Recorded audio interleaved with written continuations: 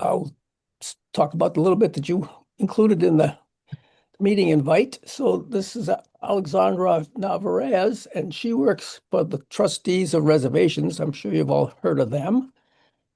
And she's the coastal project manager. So she's going to talk about Chappie Salt Marsh Project, something that we all need to understand. And, you know, as sea level rises, salt marshes need to be able to move. So got to figure that out. That Okay, go ahead. awesome. Thank you. Let me Yeah, share. anybody has any questions, please raise your electronic hand. Let me just share my screen here and present. Can everyone see that all right? Yep. Great. Awesome. Well, I'll try to make it quick since I know some folks have to jump, and then that way we have some time for questions. But I just wanted to give a little bit of an update on a salt marsh restoration project that we've been working with in partnership with a lot of other landowners and organizations on Chappaquiddick. Um, for some background, the project area within this project basically encompasses all of the salt marsh within Cape Poke Bay and Pocha Pond. We're really prioritizing the salt marsh that's owned by partners, project partners, including Sheriff's Meadow Foundation, the Division of Marine Fisheries, us as the trustees, and Martha's Vineyard Land Bank Commission. There are some parcels of private land that we're potentially including, and we're planning on doing kind of an opt-in design scenario, but for the most part, we are including most of that partner-owned land, which involves over 80% of the salt marsh in this ecosystem, which is a little over 200 acres. So this is really trying to target salt marsh at the landscape scale and trying to maximize our restoration potential across ownership boundaries. We're also working, we have a project advisory team, which the Martha's Vineyard Commission is a part of, as well as the Martha's Vineyard Shellfish Group, the partners I already mentioned, and Biodiversity Works. And we've been working with a few different consultants on this work, which I'll mention later, but one of which is GZA Geoenvironmental, which is a coastal engineering firm. But what we really wanted to do is we wanted to start out with a landscape scale look at what does the marsh currently look like in this area, given that it's one of the largest, most contiguous areas of salt marsh within Martha's Vineyard. We wanted to really look at what the salt marsh looks like now, what can we do to restore it, and go from there and make sure that we're involving the community as well as our project partners in this. So as many of you know, pretty much all of the salt marshes in New England were ditched for agriculture from the 16 to the 1800s. This was done in a series of, I mean, as you can see in that, this is an aerial view of salt marsh in Pocha Pond, the western side of Pocha Pond.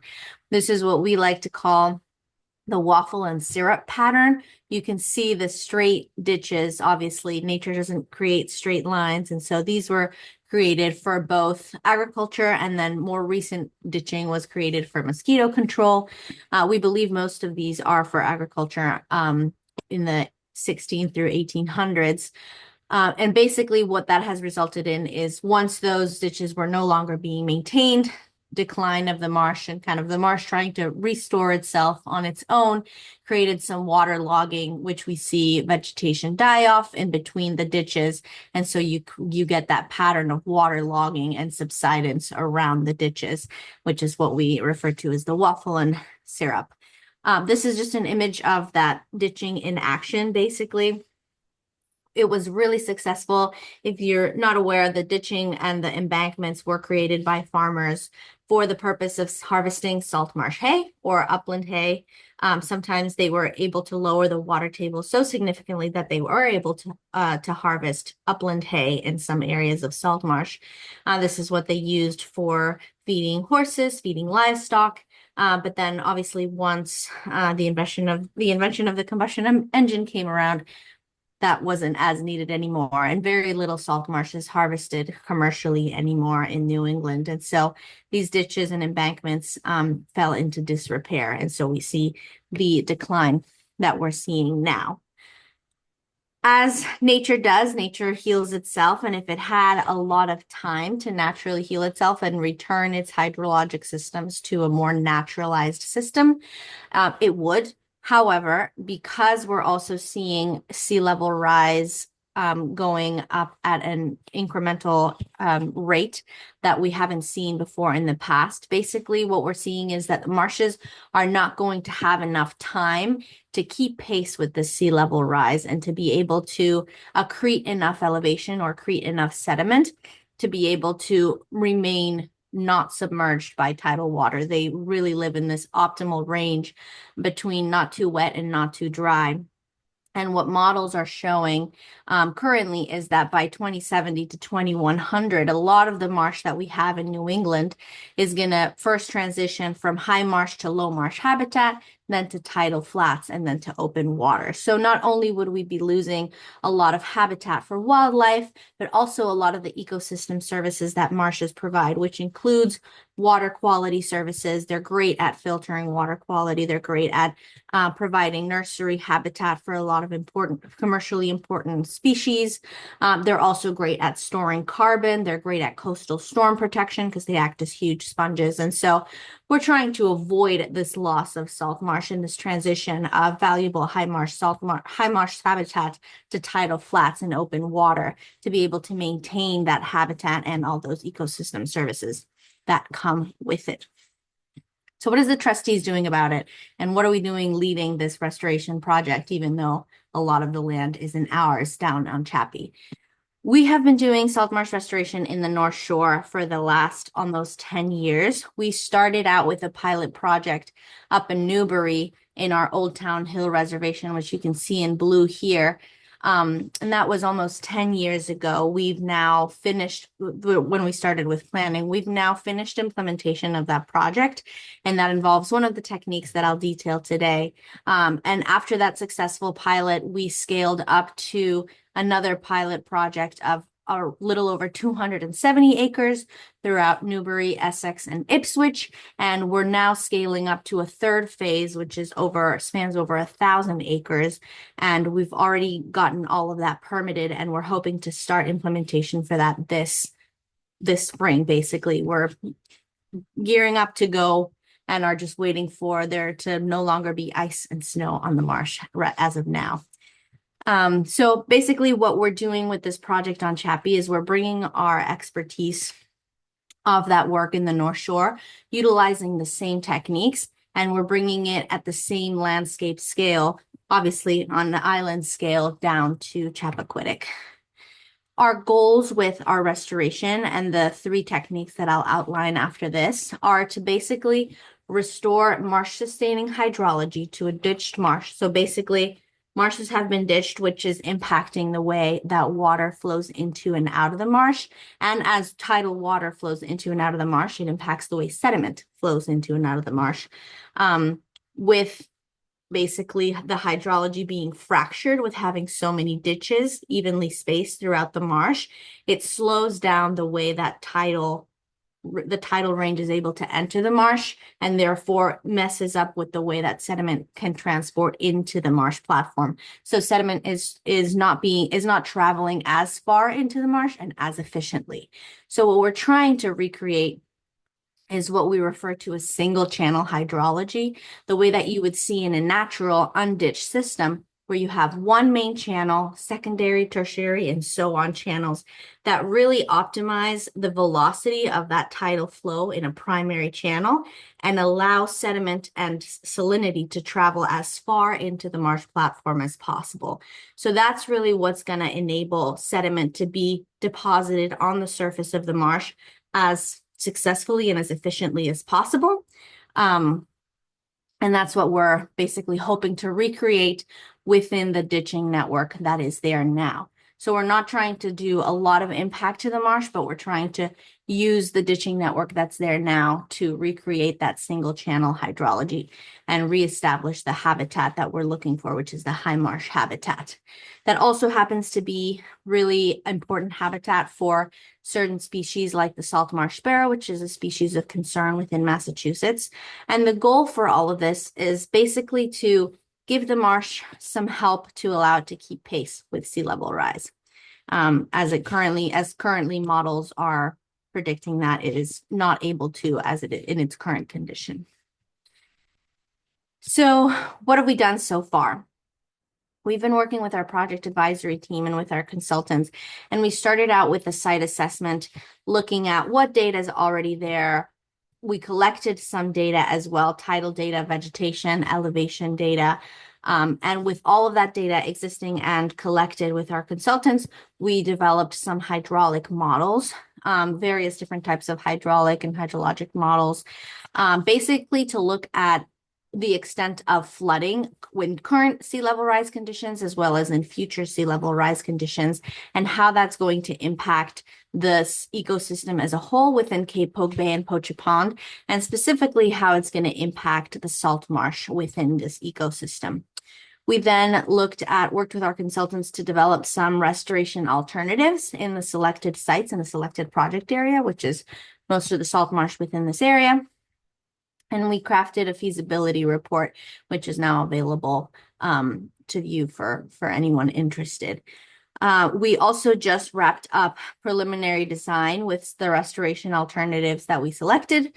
And we're looking at some potentially phased approach that target not just the health of the salt marsh specifically, but also how can we increase the resilience of the barrier beach system as a whole on top of restoring the salt marsh. So this is a little bit of a phased approach. The two main consulting groups that we're working with, as I mentioned, are GCA Geoenvironmental, and they're the coastal engineering firm that carried out the modeling effort and the data collection and the feasibility report, and really focused on system-wide resilience. As coastal engineers, they were really looking at sediment transport, tidal flow, and velocity within the system, and identifying any specific vulnerabilities within the system as they would impact the salt marsh health. We also worked with Northeast Wetland Restoration, who have been the contractors that we've worked with in the North Shore and our salt marsh restoration there. And they're the ones that crafted the preliminary design for salt marsh restoration that is hydrology based on the surface of the marsh. And this is a quick example I'll run through what that looks like, what that plays out like on Pocha Pond and Cape Pogue Bay in terms of the key techniques. And I'll go into what those are. So a little bit, I won't go too into this, but basically some of the modeling that we did was really looking at inputting all of the parameters of data that we already had, either publicly available or we collected. So wind speed, wave height, bathymetry, wave depth, and wave period.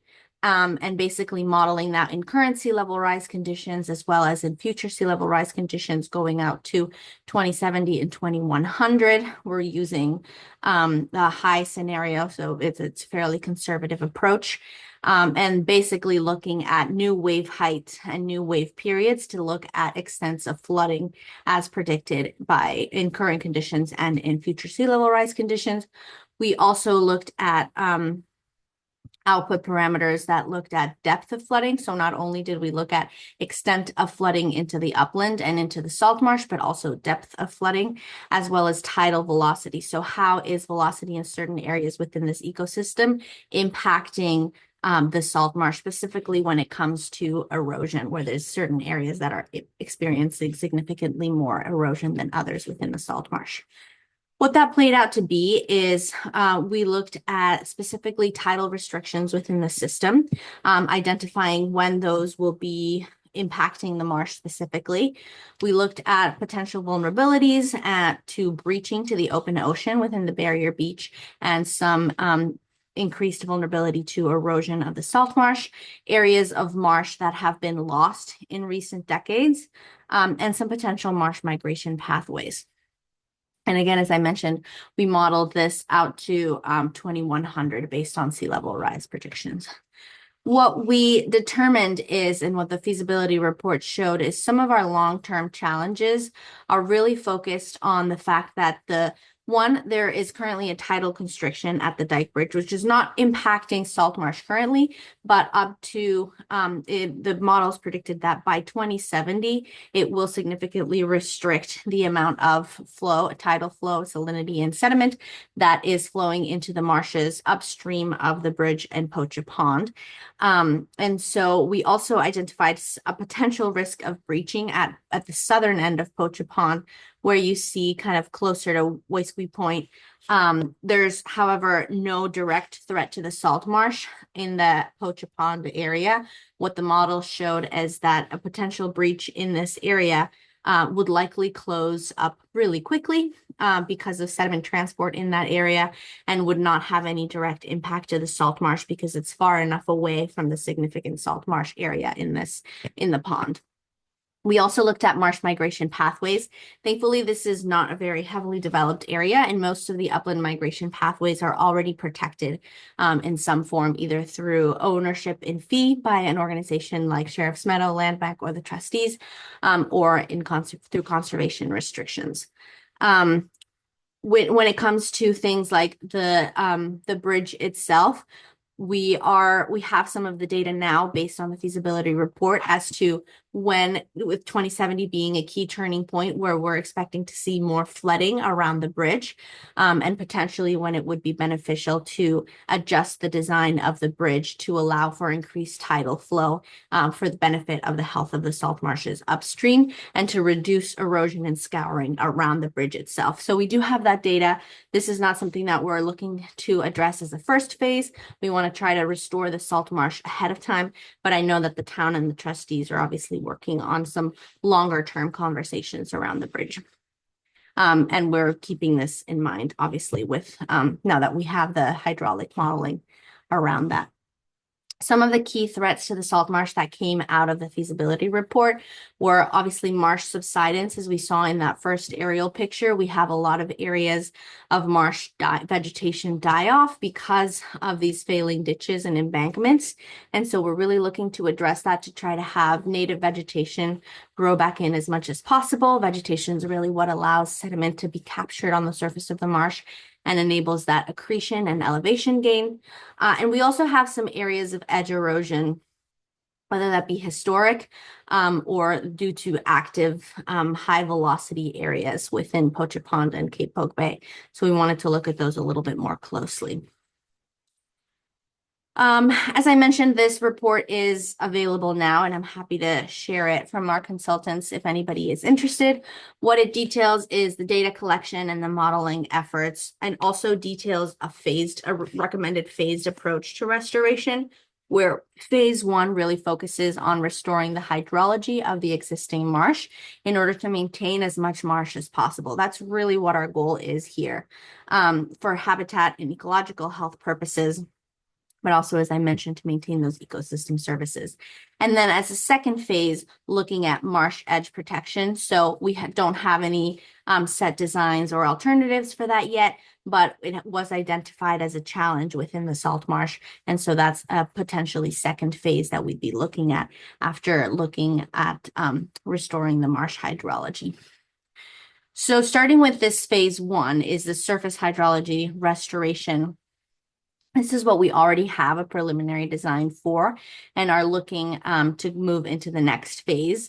It looks like a simple design from an aerial image, but what this is showing three different techniques in this design. And this is an area of salt marsh within the western side of Pocha Pond, where you see the green lines. That indicates a ditch that we're hoping, an agricultural or farmer's ditch that we're hoping to remediate or heal. Where you see the pink and the blue, those are runnels, which I'll go into what those are that we're hoping to create. And so I'll come back to this, but first I'll detail the techniques. So the first technique being ditch remediation. As I mentioned, marshes have been heavily ditched. Some of these ditches in some parts of the Great Marsh, as well as in Pocha Pond, are really, really deep. They can be up to, almost a meter in depth. I've fallen into some of these ditches. I'm not a tall person, but they come up to my shoulders. And so the idea here is to heal these over time by using the vegetation that grows naturally alongside them. So what we do is in peak vegetation season, late summer and early fall, we go in, we mow the 20 feet of salt marsh hay growing alongside these ditches, rake them into the ditch, secure them with twine and wooden stakes, which are all biodegradable.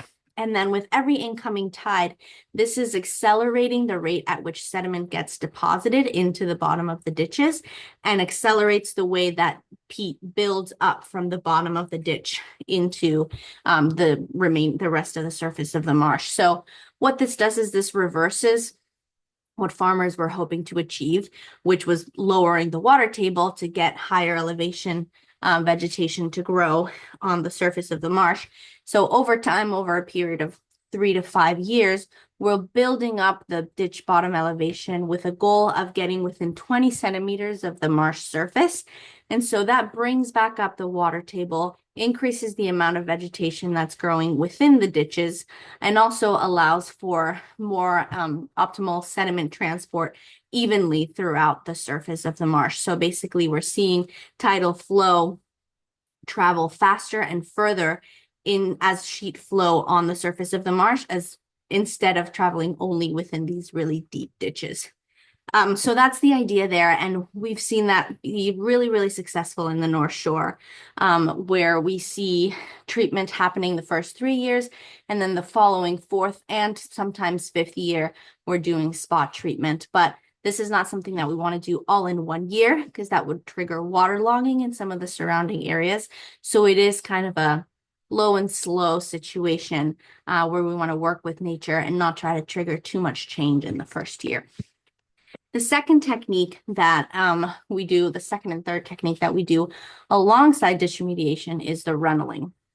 And so in those areas where we're seeing a lot of waterlogging, where there's been subsidence or sinking of the surface of the marsh and vegetation die off, the goal here is to channelize that flow of water or that ponded water and connect it to a remaining open ditch or a remaining open channel. So the idea here is coming with a small this is a fairly small excavator that travels on the marsh with marsh mats to reduce the impact to the surface of the marsh. And we excavate these runnels or shallow swales connected to open channels or ditches. And what we see is that channelizing the flow alone allows native marsh vegetation to grow in and around those runnels really quickly within 2 or fewer growing seasons. And so basically, this is an example of one of our sites up in Ipswich in the Crane Estate, where we saw a runnel really successfully see regrowth of vegetation around it. This is without any seeding or without any additional inputs other than just creating the runnel. And that's a one-time thing and then leaving it there. What we do with the sediment that we excavate to create these runnels is another really interesting part of the work. We don't want to remove any sediment from the marsh, but we also don't want to add any sediment to the marsh. So to beneficially reuse the sediment, we create these marsh mounds or microtopography islands. Sometimes we call them nesting islands that also revegetate naturally within a couple of growing seasons. You can see the first year, they're really dominated by things like salicornia, which are annuals and are colonized really well. And then by the second year, we're already seeing Spartina patens grow on these islands really well. This is the same site up in Ipswich by the Crane Estate. This is without any seeding. And so the goal here is to beneficially reuse the sediment that we're excavating for the runnels, but also to create some heterogeneity on the marsh platform and create some higher elevation habitat for things like salt marsh sparrow to use as nesting grounds. We also take really careful planning to make these in varying shapes, sizes, and distribution throughout the marsh to avoid predator detection. So we don't want these to be easily recognized by predators that would be potentially targeting salt marsh sparrow. We haven't seen a lot of return yet by salt marsh sparrow to areas. As many of you might know, salt marsh sparrows have really high nest fidelity. And so we haven't seen a huge return, but we also haven't seen any decline in salt marsh sparrow where we've been monitoring these in the North Shore. So we're hoping that over time they continue coming to these areas of nesting islands. So as you can see here, that's basically what's shown. The only thing that's not shown in this design is the marsh islands, but those are done alongside the runnels to reduce the amount of traveling that we're having to do with sediment on the surface of the marsh. And that's where you'll see them throughout this design. One last technique that I haven't mentioned yet is if you see these thicker purple lines along the perimeter of the western side of Poacher Pond here. That indicates a new technique that we're hoping to trial out this in this project and figuring out a permitting pathway for it, which is an adaptation of the runneling technique with slightly different dimensions, a little bit deeper along the perimeter of the salt marsh where there is extensive Phragmites stands. And so what the goal is there is to reintroduce more salt water into the perimeter of the salt marsh there to reduce the stands of Phragmites. And so those ditches or runnels have a twofold role of not just reintroducing more salinity into those areas to control Phragmites, but also allowing freshwater runoff from the nearby uplands to drain into remaining open ditches and open channels. Where we haven't seen this implemented in Massachusetts yet, so it'll be a little bit of a test as to whether we can permit it and what the permitting pathway is like. But we have seen this done by our contractor in Maine and in New Hampshire, where it's been really successful at reducing almost 80% of Phragmites stands just from creating these runnels, not with any other management technique. So we're hoping to see those results as well here once we're able to permit and implement them. And then finally, for a second phase or a future phase of work, we're looking at some of these areas where you see the green polygons are areas where there used to be, we've noticed with historic aerial imagery, there used to be salt marsh, and we believe that some of it has been lost due to high tidal velocity, a combination of high tidal velocity and therefore edge erosion, but also some just loss of salt marsh due to degradation from the ditching and from waterlogging. And so in a future phase, we're considering potentially looking at some marsh sills, some, sediment placement, or some other type of living shoreline to recreate marsh in these areas. But that's something that we want to make sure the restoration of the salt marsh platform is successful first, and then potentially, if permitting allows and if the community and partners are supportive, we could look at a future phase of rebuilding the marsh extent in these areas. So what's next, and then I'll leave it open for some questions, is we were recently awarded some funds from the Southern New England Estuary Program, their watershed implementation grants. And so we currently have already the funds to look at final design and permitting for our first phase of work. And we're starting that now, hoping to do that this spring and summer. And hopefully, if all goes well and we find funding to do implementation, we would do that in the next 2 to 3 years. When it comes to beginning implementation, we are working with Rimmer Environmental Consulting with Mary Rimmer, who has done different permitting projects on island in the past, and was the firm that we used to do our permitting for salt marsh restoration for these same techniques in the North Shore. And obviously, we're continuing the partnerships at the landscape scale throughout this process. We'll be continuing to meet with our project advisory team, which is made up of community members and the partners listed with the logos here, including the Martha's Vineyard Commission. And so we're really excited to continue engaging the community and different local groups as we go through this permitting process, which will hopefully be familiar in those 3 techniques, and then potentially some new pathways for the Phragmites control runnels. But really excited to get this going, and I'd be happy to answer any questions now. Wow, well, thank you very much. That was quite a presentation. Trying to run through it quickly, make sure we have time for questions. Yeah, no, you have great pictures of our area here too, so that's great. Yes. Yeah. All right, so if you have any questions, please raise your electronic hand so I can see them a bit better. That puts you right up on top of the screen too, so. Nobody has a question? That was a great presentation, Alejandra.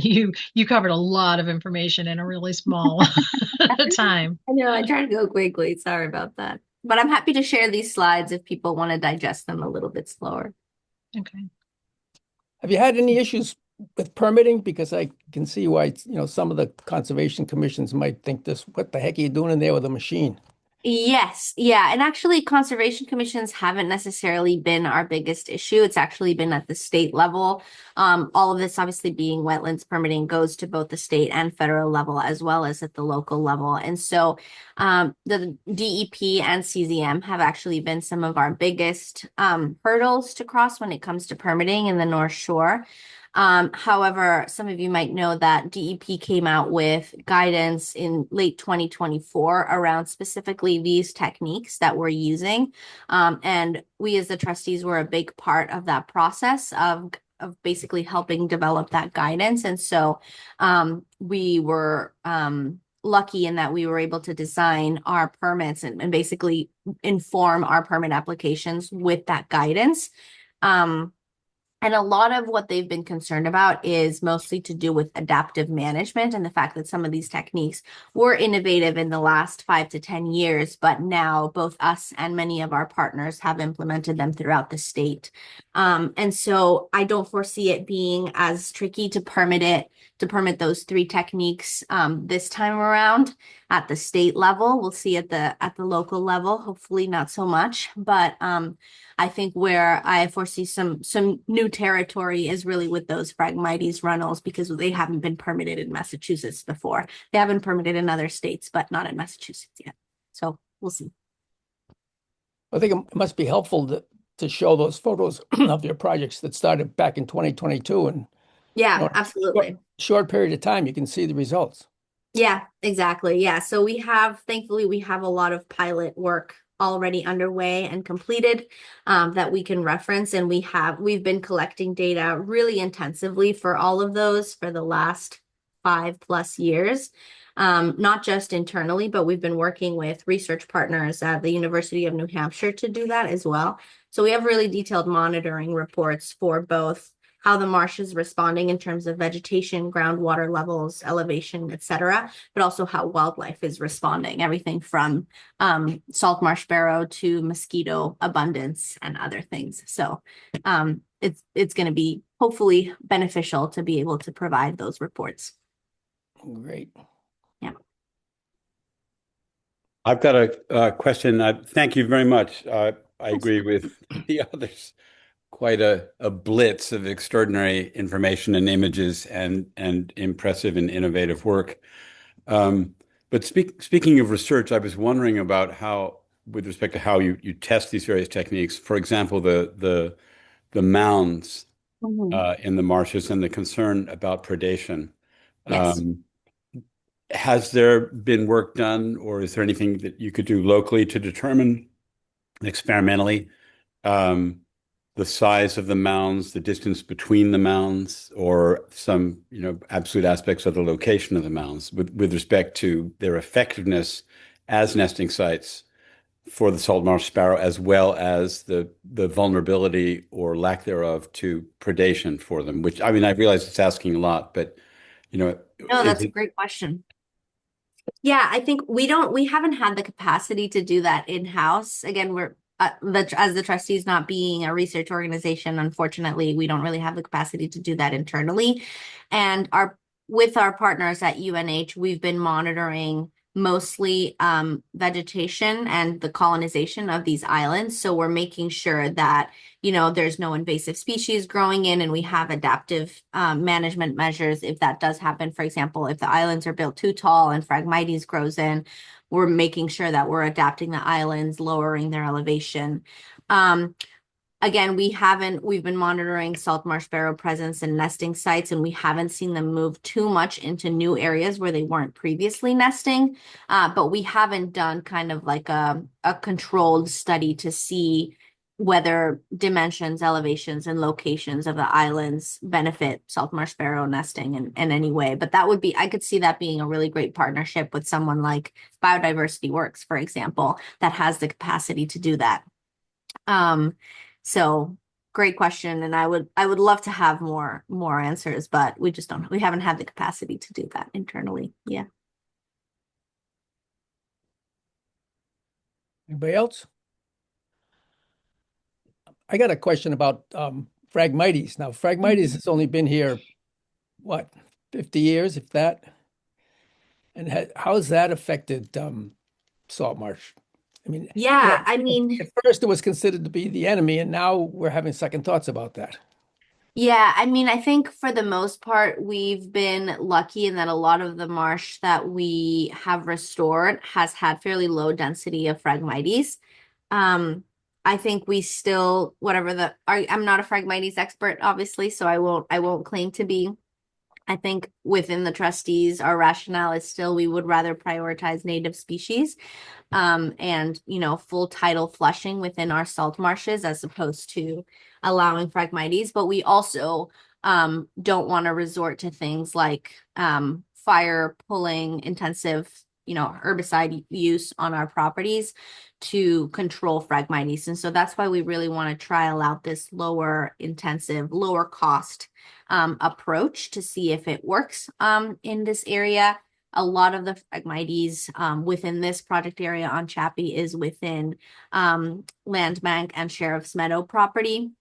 And they're really interested in controlling those stands. So they're really open to us trialing out these techniques.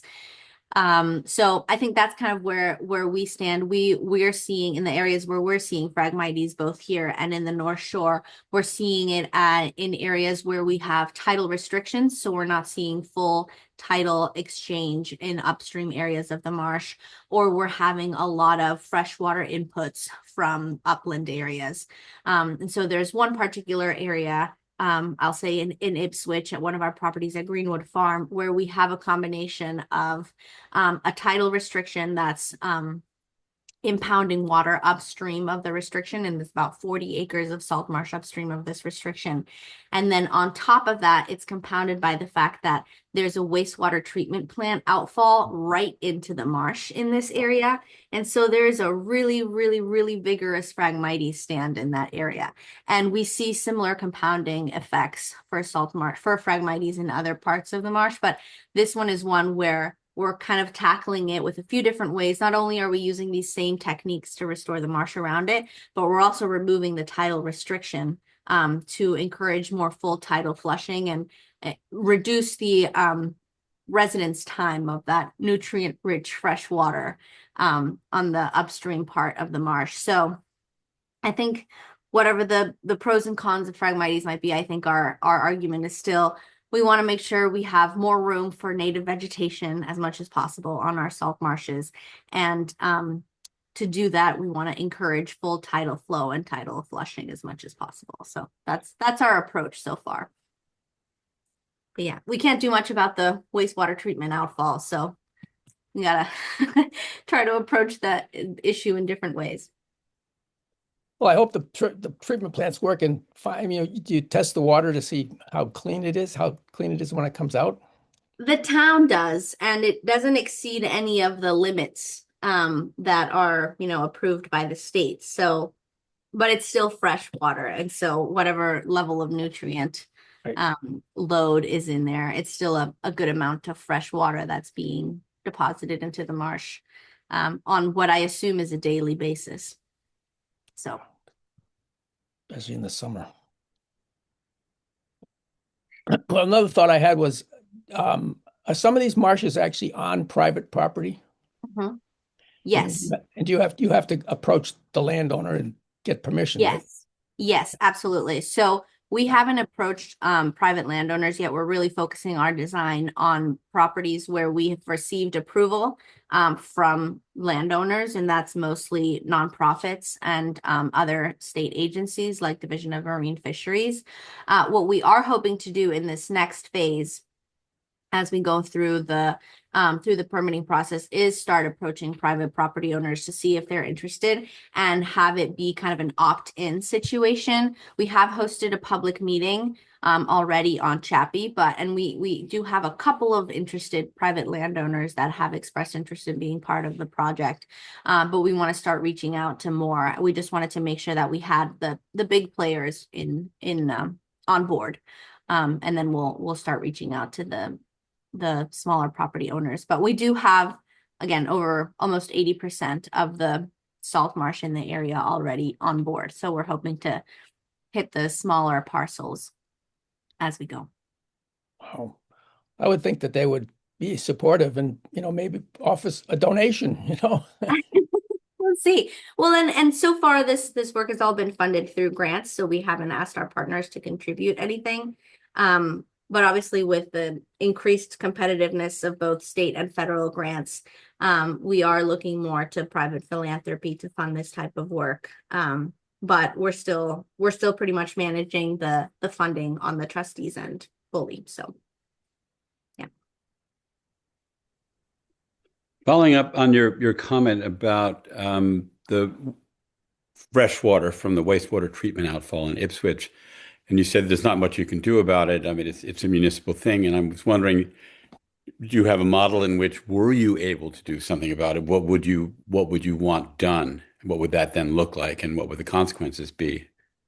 Oh goodness. I don't know. We haven't ventured into that territory yet. I think we don't have the data is being collected, but it's not publicly available as to the amount of water that's being released. And so at minimum, I would want to know a little bit more about the volume of water that's being released and the water quality. We do know that that creek specifically has been closed to shellfishing because it's because of its water quality status.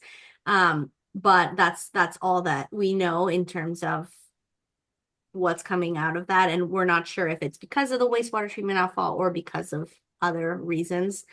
So, I mean, in an ideal world, we'd remove the outfall, but I don't know if the town has various other outfalls that don't go into salt marsh, but the outfall has been there for a long time.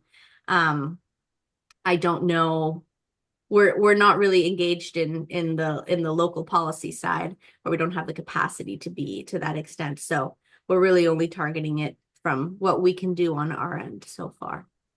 I was saying, I mean, I take that point, but I wonder if you're in the position, if you're not in the position to say that here's what you're doing. You're doing this given the particular constraints that are applicable, which include this wastewater. Yeah. But that if there were this following array of different scenarios, let's say 3 different scenarios, then the outcome would be these different things, and the consequences of that would be, everything would be that much better or a minimal difference or whatever.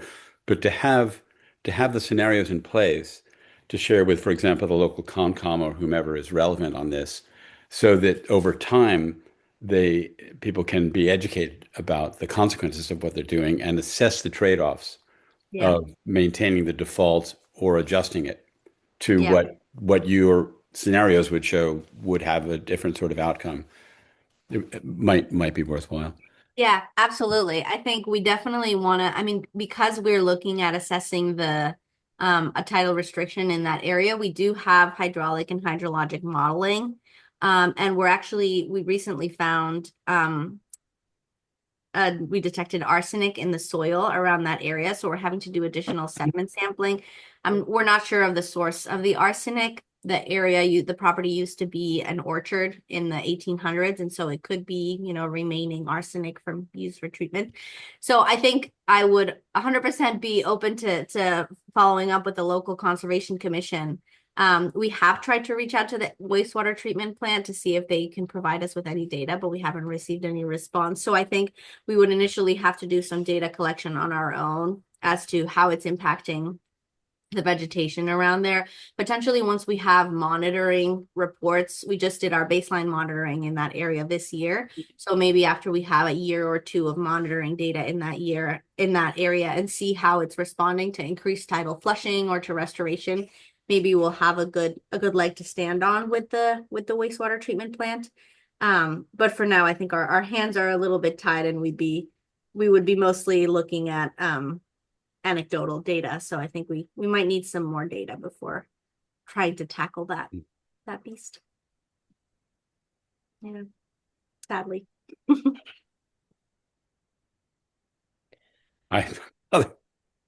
If I might go in the other direction, which is to the past, I'm curious. I mean, the painting, that's a wonderful find of those efforts. But I'm wondering what exists in either town records or newspaper accounts or manuscript documents that might be at the historical society and so on about specifically what was done when all of the, waffle and syrup backstory was created. Yeah. Is there has anyone really dug into an attempt? I'm not suggesting that trustees should do it, but it's an intrinsically interesting story, and it might have a complementary, instrumentally useful effect on what you're trying to achieve in terms of telling the story in an Yeah. effective way. Absolutely. And we haven't dug into this ourselves much. We have our own archival records as to what's happened on our properties, but this goes way beyond our properties. And our contractors have dug into this. They've been looking into this for decades now. And there's a lot of sort of white literature, unpublished literature, whether that be journal records, purchase records. A lot of this has been found in kind of detailed histories of farming in the area, records of farms passing on to, from generations to generations, and farming techniques changing over time. So there is a lot of literature out there, and there's a group that has been trying to do some training called SMART teams. And they're SMART as in SMART. And they call themselves that, which includes our contractor and a few other biologists that are employed by U.S. Fish and Wildlife Services, but also work at various different capacities. So I would suggest looking the work that they're doing up. They have various training programs that they're currently running, which are great. And so they're called the Salt Marsh Adaptation and Resiliency Teams, and they're really trying to look at this 4-tiered restoration approach that addresses the historic impacts. And so what they do is they look at not only the records for, down to property deeds for each salt marsh parcel, but also at historic aerial imagery to look at ditches, because some of these ditches have, because they were done so long ago and they from the 16 to the 1800s, there's many different management techniques that changed over time. And so with aerial imageries, our contractors have been able to see different layers of ditching and embankments over the years that kind of have healed over each other. And so that's one of the things that our contractor brings to the design is first identifying all of the ditching and all of the embankments that were done on a specific parcel of marsh, looking how those have potentially healed over or haven't. And a lot of times those reveal things like zombie ditches or what we call them zombie ditches. Basically, they're ditches that have healed over just on the top, but are still actively running underground. And so those are things we want to try to avoid intersecting when it comes to runnels, for example, because it might reopen up these zombie ditches. So there's lots of literature out there that I can't personally cite, but we know our contractor has looked into it, and our research partners at UNH have looked into it.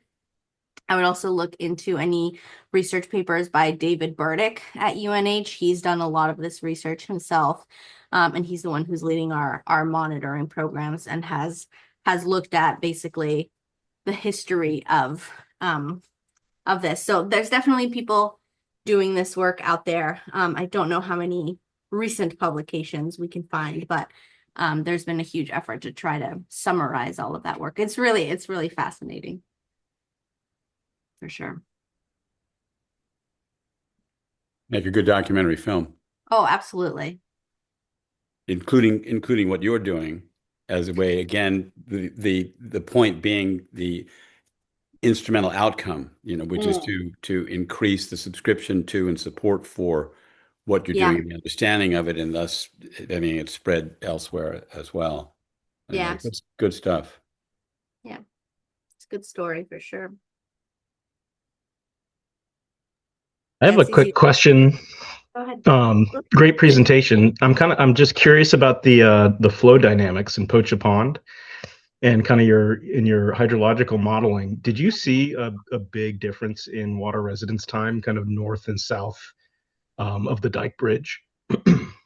So I don't think we measured residence time. What we did measure, we did collect tidal data from the dike bridge for about a month, and that was fed into our model. So we didn't look specifically at residence time, but we did look at velocity and flood depths. And so we noticed, I can just share my screen again really quickly.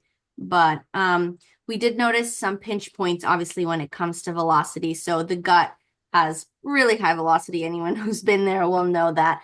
We also have some higher velocity within the narrows here and some high velocity at the bridge itself, especially when it comes to higher tide events and storm events. Actually, what the models showed is that if the bridge were to be widened or in a hypothetical scenario removed, we actually would see higher velocity at the narrows instead of slower velocity, because the bridge is currently acting as it's having a backwater effect, and so it actually slows down velocity within the narrows, which in a way is protecting the salt marsh alongside the narrows from further erosion. But with sea level rise, we see the bridge, after 2070, we would see flooding increase around the bridge and overtopping of the bridge more frequently. So we actually see velocity increasing in the narrows and at Tom's Neck and in that area surrounding it. So residence time, we didn't really look at that, but we did, however, see the model showed a lot of suspended sediment around the dike bridge because of that scouring effect. And so the idea is that in the future, if the bridge were ever adapted in some way to increase tidal flow, we would see more sediment travel upstream into the Pocha Pond marshes, which would be really beneficial. But however, we want to make sure that we restore the salt marshes before any such adaptation gets done, because we want to make sure the marshes are ready to receive that additional tidal flow and that additional sediment. So it was really interesting to see all of that, but we didn't quite get to residency time, sadly. Yeah. No, that's super interesting. And that was going to be my next question, was how you kind of, it sounds like inevitably there is going to be a change in the flow at that location around the dike bridge and the narrows. So it's however many decades from now. So it's interesting to see how you plan for that. Yeah, absolutely. And so I think what we try to do in other areas is we try to address the surface hydrology first and then remove any tidal restrictions, because if we remove a tidal restriction before the marsh is ready, that could actually worsen waterlogging. And so this is actually playing out really well in that we're looking at restoring the marsh hydrology first, and then longer term working with the town to adapt the bridge in any way needed to reduce flooding. Very cool. Yeah. So it's an interesting situation. Of course, that might all change if there's a breach at the southern end of Pocha Pond. But again, the models showed that that would probably close fairly quickly because sediment travels really dynamically in that area. Yeah.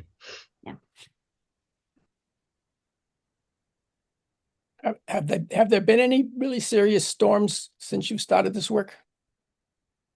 Some. I think for the most part, what we've seen is and I haven't been out to Wasque recently, but what I've been told from my team members on site is that we've seen a lot of accretion at Wasque Beach recently. And so I think that's kind of one of the main things we saw over this past winter. We have seen some more increased trail flooding within Cape Pogue Wildlife Refuge. And as some of you might know, we actually closed some over sand vehicle trails where marsh was migrating into the trail because we were seeing those flood, at daily high tides or at any higher high tides. And so we have seen that happening, but we haven't looked at, how that's impacted I think salt marsh is pretty resilient to like yearly and daily events. It's really, to, big storm events. It's really daily and yearly events that are going to impact salt marsh over the long term. So obviously big storm events are more impactful to sediment movement. But we didn't capture any huge storm events with our data collection, unfortunately, because it was only out there for a month. Yeah. But no breaches since we've been looking at this that we know of. So no major ones. This work is so exciting because we do a salt marsh elevation that was started at Wiquoit Bay, and we've monitored the elevations, and there's a couple of our sites that are just disappearing. We're not going to be able to measure them anymore, and there's so much ponding at near Felix Neck. And then near the cranberry bogs up in Aquinas, where we also measure, we had to get longer stakes because the elevations were changing so much. Wow. Gosh. So this is great work. I want to see it Yeah. spread all over the island. Yes, that would be great. I mean, I think one of the things that we've seen in other projects that I'm working on is our best chance is maintaining as much marsh as we can. That's really what's gonna protect us the most, not just in terms of habitat, but in terms of coastal flood protection. And so really helping the marsh help us is our best bet, and intervening as much as we can early on so that we can do it in a low impact and low cost way, relatively low cost way, is our goal. Yeah. So we don't have to look at like sediment placement or any kind of gray infrastructure. Rocks, rocks, and rocks. Yeah, we want to definitely avoid that. We definitely want to go low impact, nature based, working with nature as opposed to against. Yeah.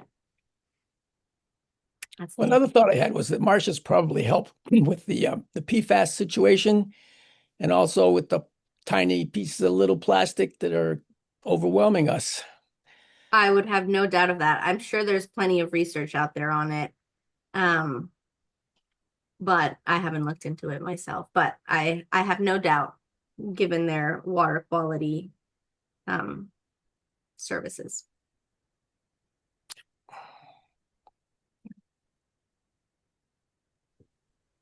Okay, any other questions?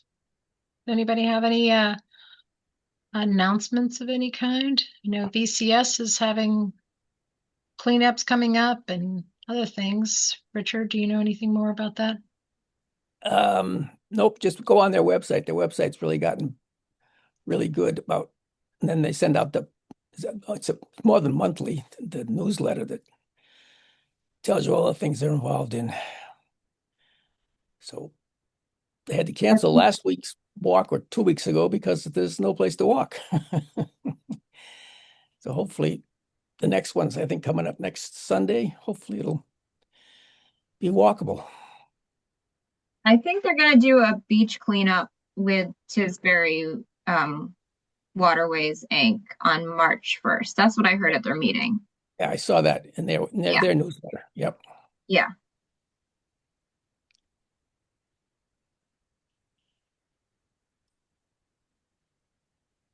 So I think we're finished. Anybody else have any questions? John, do you have any more? One last burning question? Oh, I can't hear you.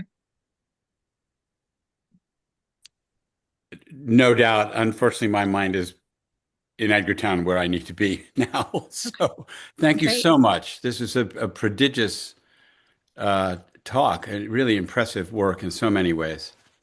And I share Sherry and Sherry's hope that this spreads across the island and everywhere else it'll be useful.